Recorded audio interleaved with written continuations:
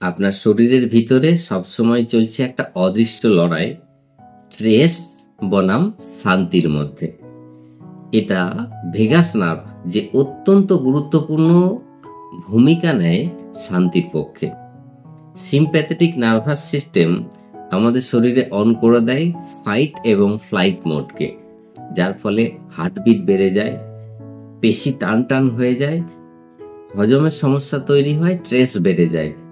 আর PNS বা parasympathetic nervous system হজম শক্তিকে বাড়ায় আর শরীরে চালু করে হিলিং মোড।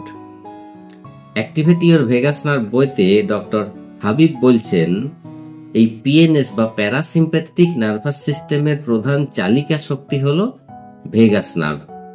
এই নার্ভ হার্টবিট কন্ট্রোল করে, হজম শক্তি বাড়ায়, ইনফ্লেমেশন কমায় আর মস্তিষ্কে পাঠায় শান্তির বার্তা। এক কথায় এই নার্ভ আমাদের শরীরকে স্ট্রেস থেকে রিল্যাক্স হিলিং মোডে পৌঁছে দেয়।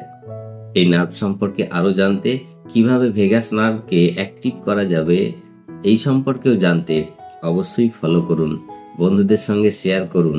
আসুন একসঙ্গে শিখি, সচেতন হই, সুস্থভাবে বাঁচি, আনন্দে বাঁচি।